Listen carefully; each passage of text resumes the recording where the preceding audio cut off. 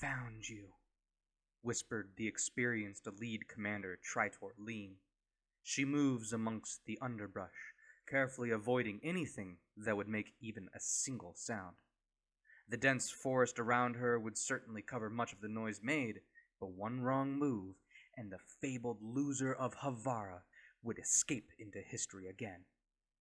Tritor reflected on the story, how a united front battling the Dracor menace for many cycles, one mission had them pitted against overwhelming odds which did not favor them in the end.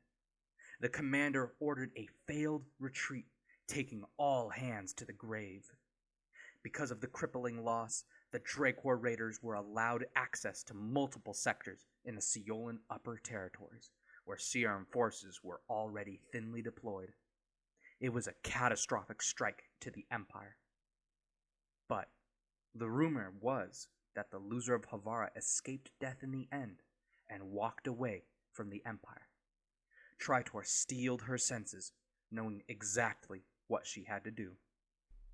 A small fire lit up a poorly constructed camp, made of everything ranging from old ship debris, stripped tree logs, and even wires. Tritor carefully navigated the area until she was right on top of the camp. "You can come out now, you know. I can smell you.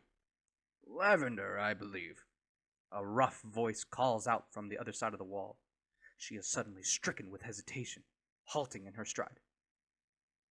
He is alive? Was the first thought in her mind.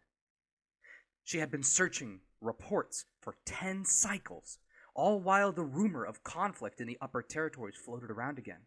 Probably more Dracor skirmishes, she thought.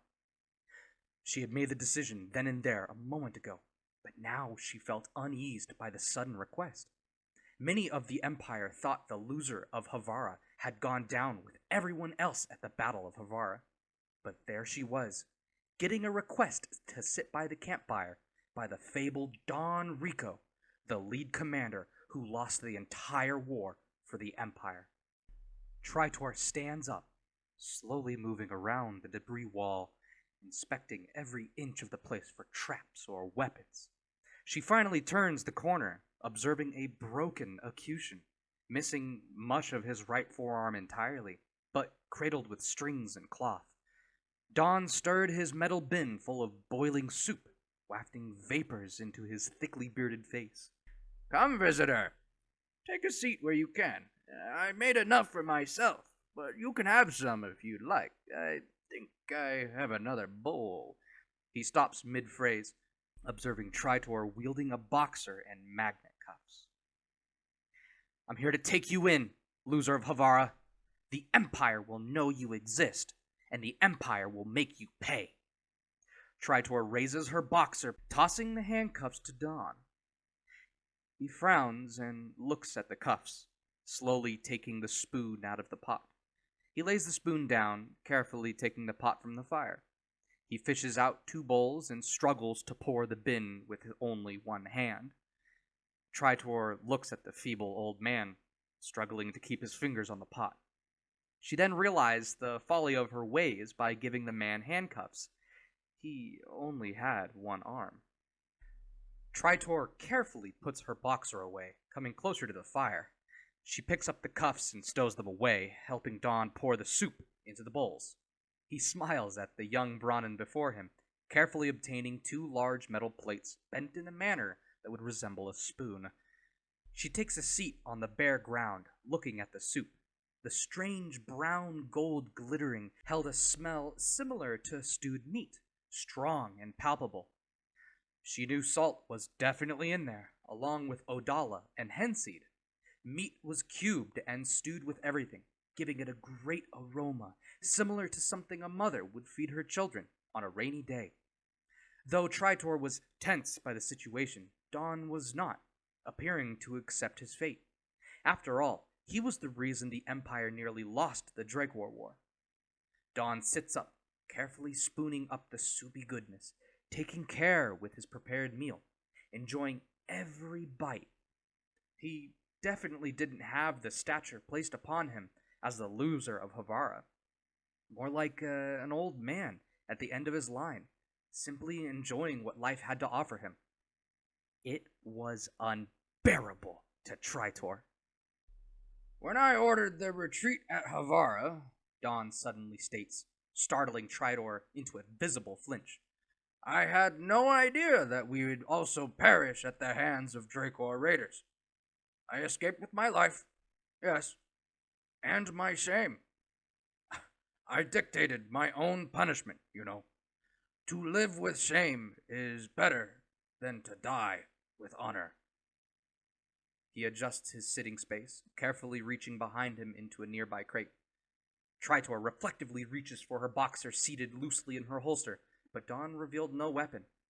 Instead, a glossy silver chain made of CRM chest tags fell between his scarred fingers.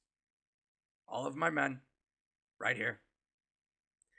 When I awoke from the slaughter, the Dracor had long left us to die. I marched on my own men, stepped on every last one, all to get the reminder of my failure. I took their tags as a reminder of my fate. He slurps down the rest of his soup and pats his thin belly. Ah, delicious. Your actions led to the death of my entire family, Tritor blurts out. Dawn stops his patting, looking out to the distance beyond. He drew a strange look of confusion and focus, then relaxes to listen to her story. You monster! You could have held the line. Strategic reports indicate you changed the battle plans in the last second, forcing your retreat to go in another direction. Serum forces were on the way. Why didn't you hold the line? She shouts, standing up with fury in her voice. Dawn leaned forward to look up at her. Tritor made a face of visible disgust. How dare you! My people died because of you, and you have no remaining words! Dawn simply smiles, reaching into his pocket for something. Tritor rips her boxer from the holster, charging a core and aimed down directly at Dawn's head. Her hand shook slightly as emotion took over her body. A scream ripping through the night sky, followed by multiple blasts from her boxer. Purple flares of light permeating the dark forest around her.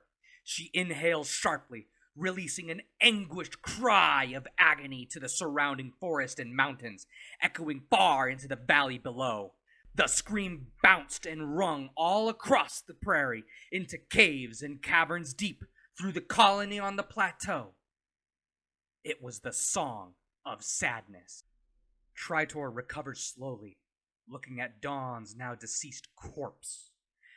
His remaining hand clutched something black and hexagonal. What Tritor perceived as a weapon before was simply a hologram player. She takes it from his grip, pressing a few buttons and starting the hologram. A figure of an elder Acutian woman with dark gold hair and wrinkles, probably Dawn's wife. She gripped the sides of the device, effectively crushing it in a single squeeze. No mercy for your kin. Loser of Havara. Your shame is their punishment too, she mutters to herself, tossing the debris into the fire. Tritor obtains the glossy silver tag necklace, carefully storing it in her waist bag, then leaves the campsite as quietly as she had arrived. Greetings, travelers! That was the story of the Loser of Havara. I hope you enjoyed this video, and if you did, please show your love. Drop a like, subscribe maybe, and hit that notification bell. I'm going to be making more videos like this in the future, so I hope to see you there.